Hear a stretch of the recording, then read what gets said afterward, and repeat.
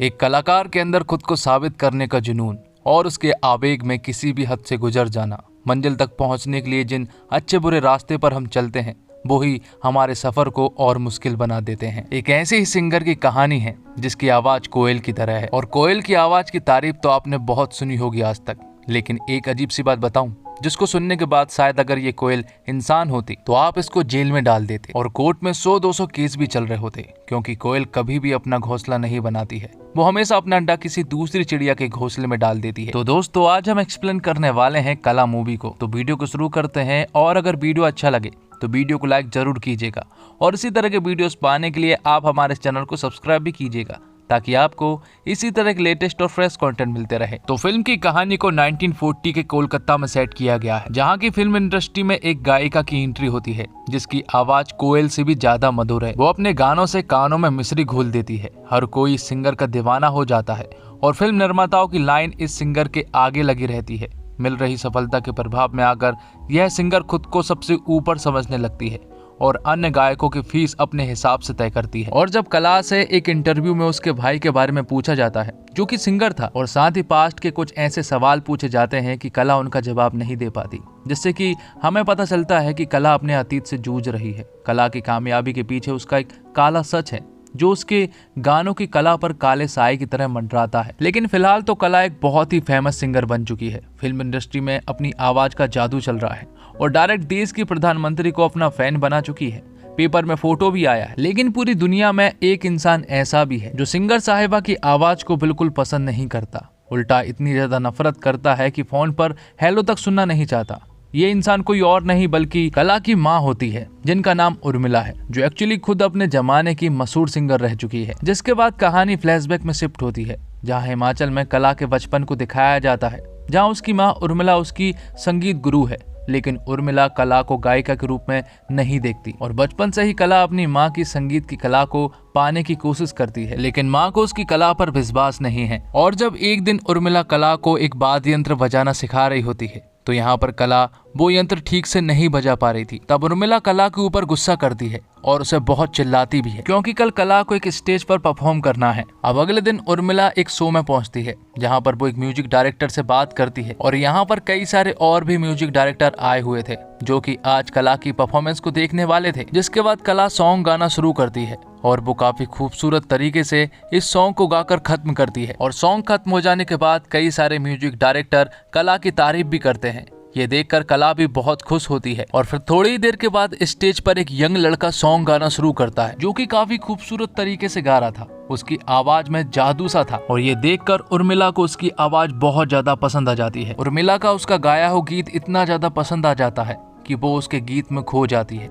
और ये सारी चीजें देखकर कला को बहुत ज्यादा जलन हो रही थी। उर्मिला को वो लड़का इतना ज्यादा पसंद आया कि उर्मिला उसे अपने घर ले आती है, जिसका नाम जगन होता है। जगन इस दुनिया में अनाथ है और वो एक गुरुद्वारे में पला बड़ा है, इसलिए उर्मिला जगन को अपने बेटे के रूप में अपने घर ले आती है, जो देखकर कला को खूब जलन होती है, क्योंकि जो प्यार कला को मिलना चाहिए था वो जगन को मिल रहा था। अब उर्मिला के कहने पर कला जगन के लिए एक गिलास में गर्म दूध लेकर आती है और यही उसका एक मेन काम है कि वो रोज जगन को एक गिलास में गर्म दूध पिलाए। लेकिन कला को जगन से जलन भी हो रही थी, इसलिए वो दुखी होकर घर से बाहर भाग जाती है जहाँ पर बर्फ गिर रही थी। उसके पीछे पीछे जगन भी आता है और वो उसे सपोर्ट देता है।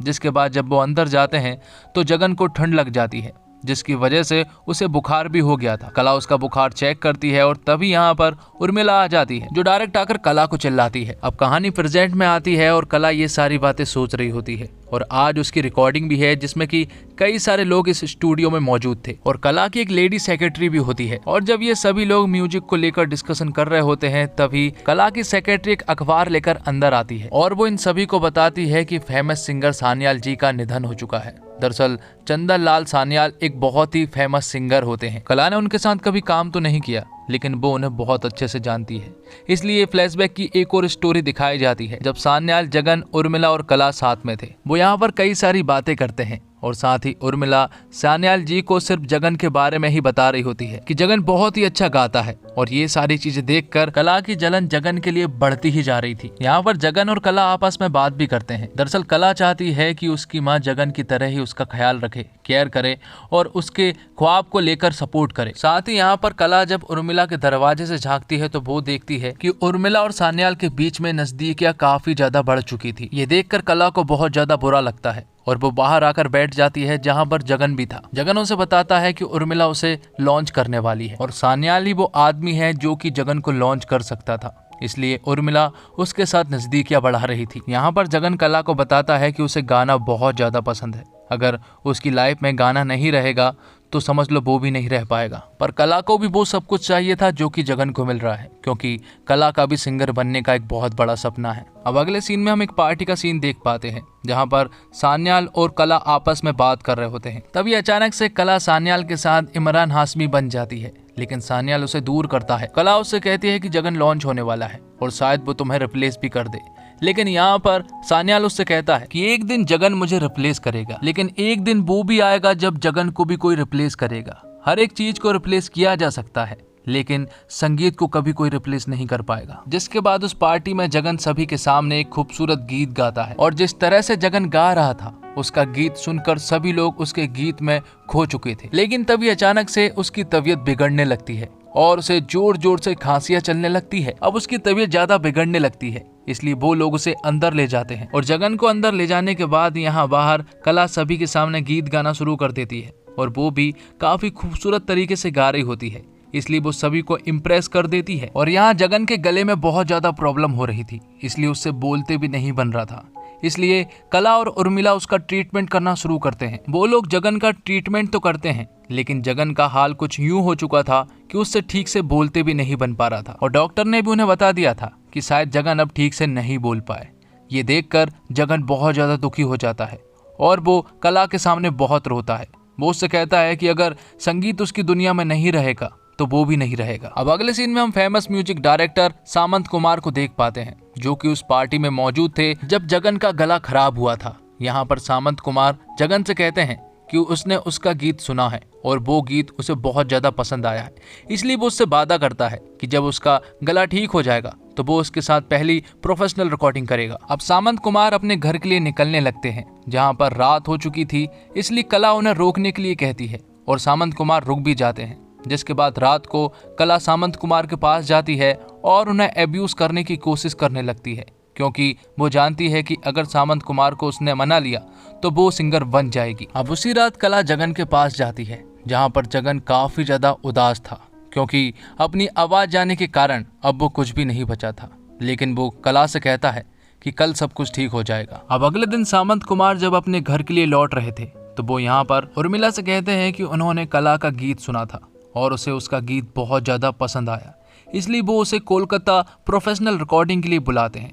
ये सुनने के बाद उर्मिला को काफी ज्यादा बुरा लगता है और वो कला को कोलकाता जाने से साफ मना कर देती है। ये सुनने के बाद कला को बहुत ज्यादा बुरा लगता है। जब वो घर के अंदर आती है तो वो देखती है कि जगन का कमरा अस्त व्यस्त पड़ा हुआ था और जब वो भागते हुए एक जगह पर जाती है तो वो देखती है कि जगन ने फांसी लगा ली है। ये देखकर कला पूरी तरह से शॉक्ड रह जाती है और उसे बहुत ज्यादा बुरा लगता है और इससे ज्यादा कहीं ज्यादा बुरा हाल उर्मिला का था, क्योंकि वो उसे बेटे की तरह मानती थी। अब प्रेजेंट के सीन में हम कला को देख पाते हैं, जो कि ये सारी बातें याद कर रही होती है और थोड़ी देर के बाद उसके घर पर सामंत कुमार आता है, जो कि कला से रिकॉर्डिंग के बारे में बात करने के लिए आया था। लेकिन यहाँ पर कला की सेक्रेटरी सामंत कुमार से कह देती है कि कला अभी घर पर नहीं है और उसे वापस भेज देती है। अब फिर से फ्लैशबैक के सीन में हम देखते हैं कि कला बिना उर्मिला के परमिशन के रिकॉर्डिंग करने के लिए कोलकाता आ चुकी थी, इसलिए जब वो उर्मिला से बात करने की कोशिश करती है तो उर्मिला उससे बिल्कुल भी बात नहीं करती है और कॉल कट कर देती है। जिसके बाद हम देखते हैं कि कला की रिकॉर्डिंग शुरू हो जाती है, जिसमें कि वो कई सारे लोगों को देखकर नर्वस थी। लेकिन सामंत कुमार उससे कहता है कि वो बिल्कुल नॉर्मल होकर गाए। हालांकि कला कोशिश भी करती है, लेकिन वो ठीक ढंग से बिल्कुल भी नहीं गा पा रही थी। यहाँ पर टेक पे टेक होते जा रहे थे, लेकिन कला बिल्कुल भी नहीं गा पा रही थी। इसलिए आखिर में सामंत कुमार उससे कहता है कि शायद वो नहीं गा पाएगी, इसलिए वो उसे बाहर भेज देता है। बाहर आने पर कला बहुत ज्यादा उदास थी, क्योंकि उसे ऐसा लग रहा था कि शायद अब वो नहीं गा पाएगी।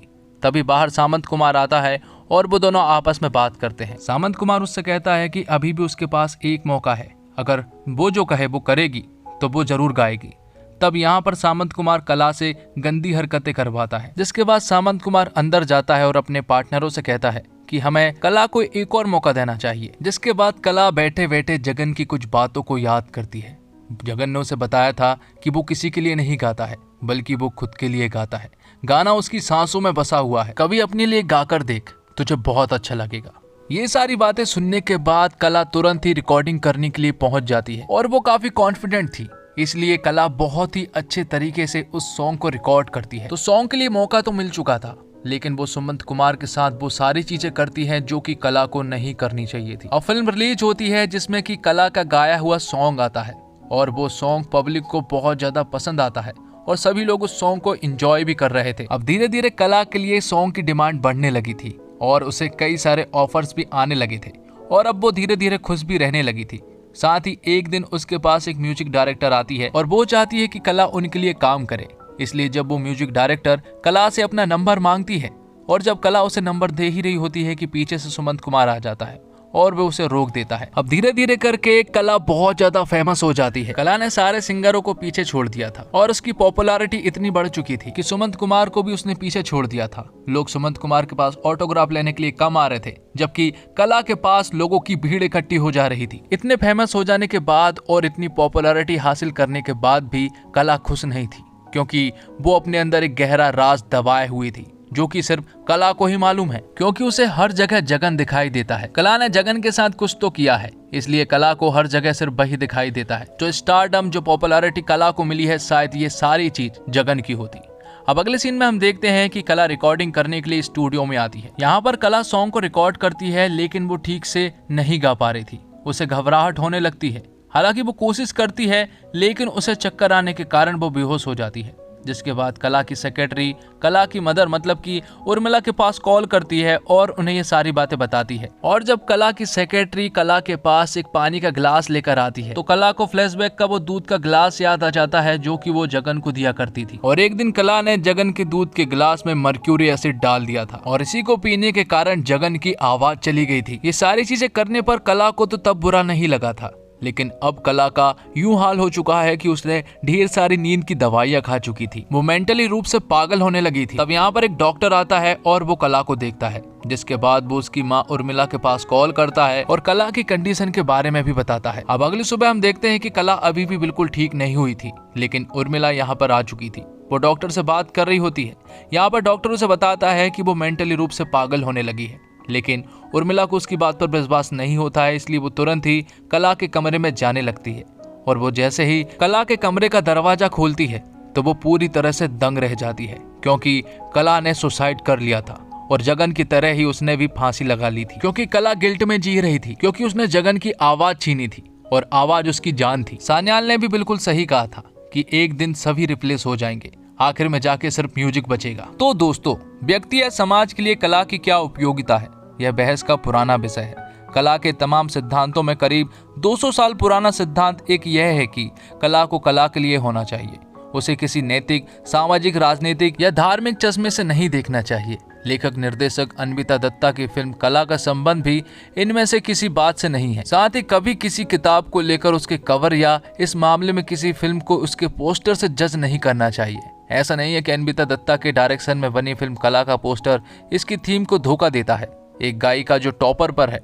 लेकिन इस मामले में फिल्म की लेयर वाली कहानी को केवल एक पोस्टर द्वारा चित्रित नहीं किया जा सकता था। वैसे संगीत प्रेमियों के लिए किसी तोहफे की तरह है कला। फिल्म का हर एक फ्रेम किसी यादगार पेंटिंग की तरह दिल में उतर जाता है। और फिल्म में तृप्ति डिमरी, बबील खान और स्वातिका मुखर्जी लीड रोल में है। इरफान खान के बेटे बबील खान ने कला से अभिनय की दुनिया में कदम रखा है।